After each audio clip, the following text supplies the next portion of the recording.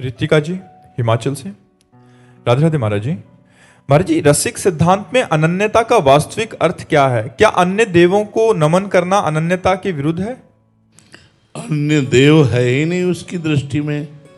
सबसे सर्वश्रेष्ठ अनन्यता ये है। सो अनन्य गति जाके असमति न टरे हनुमंत, मैं सेवक सचराचर रूप स्वामी भगवंत। तुम देवता की बात करती हो। चराचर जगत को अपने इष्ट रूप में देखता है, वही अनन्य है। जो सब में अपने इष्ट को देखता है वही अनन्य। सो अनन्य गति जाके असमति न टरे हनुमंत, मैं सेवक और सचराचर रूप स्वामी भगवंत। मेरे इष्ट का चराचर जगत स्वरूप है, ये मानकर हम सबको प्रणाम करते, फिर देवता की बात क्या? चराचर जगत हमारा इष्ट रूप है।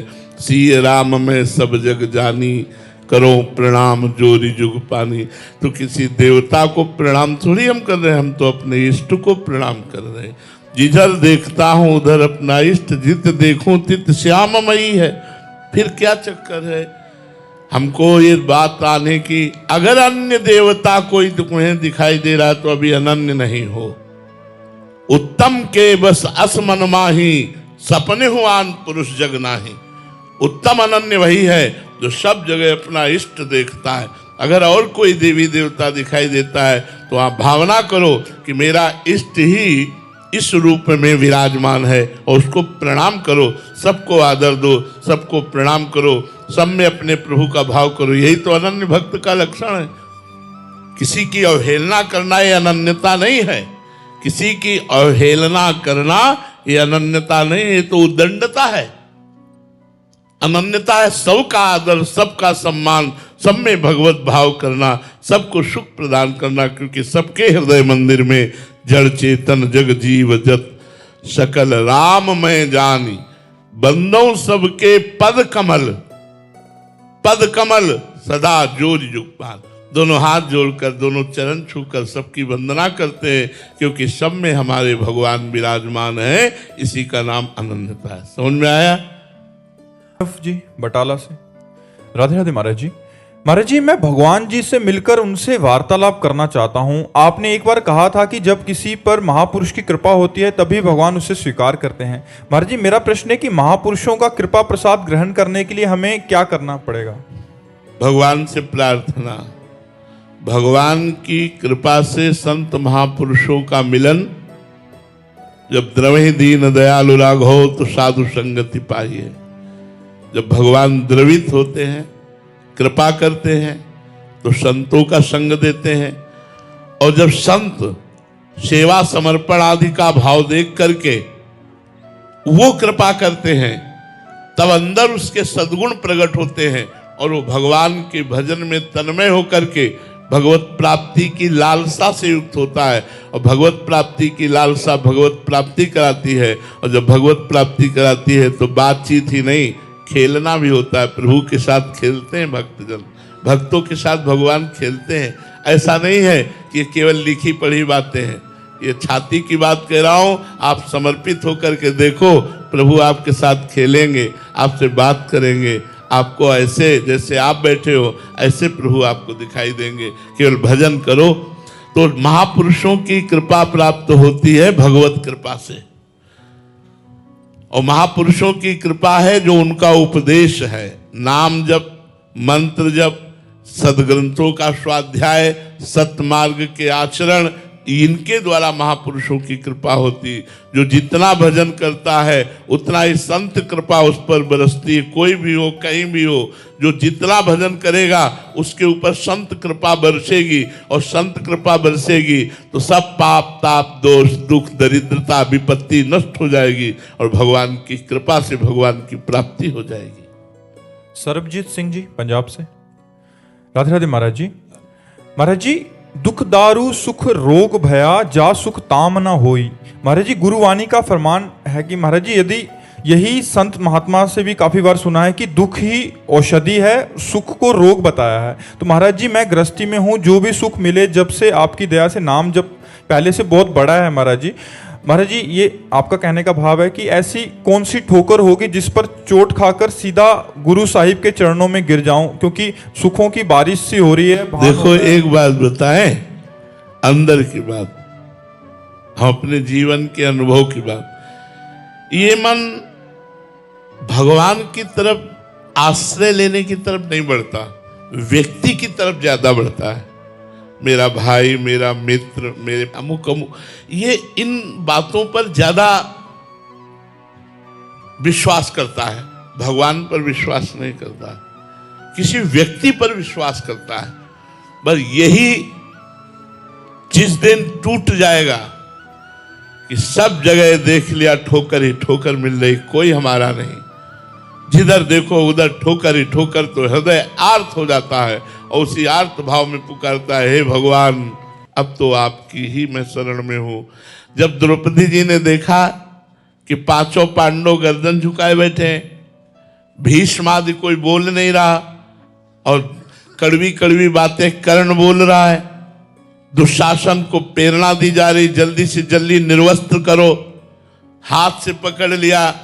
जब देखा मेरी भुजाओं में भी बल नहीं रह गया तो दांत से पकड़ लिया, देखा दांत से। ये हमारी दुर्दशा है, ये हमारी दुर्दशा है कि जब तक हमें और कोई बल मिलता है तब तक हम भगवान का आश्रय नहीं लेते।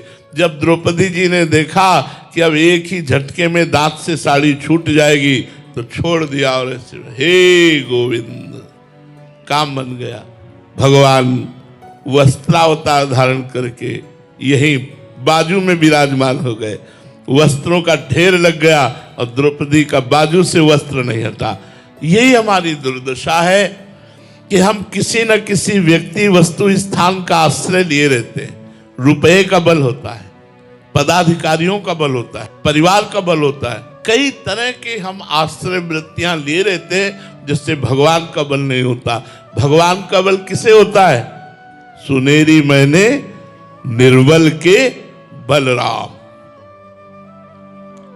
सुनेरी मैंने निर्बल के बलराम।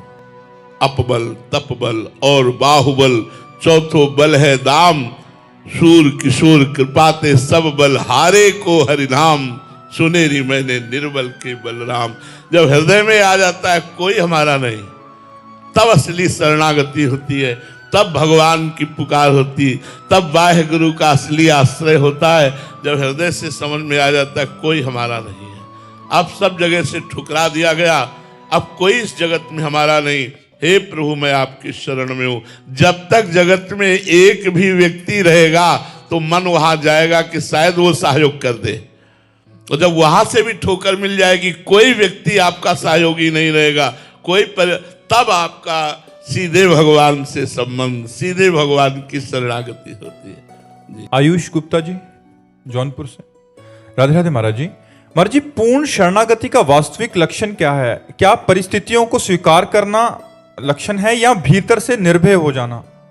निर्भय, निसंकोच, निश्चिंत, निशोक, ये स्थितियां जागृत होती है।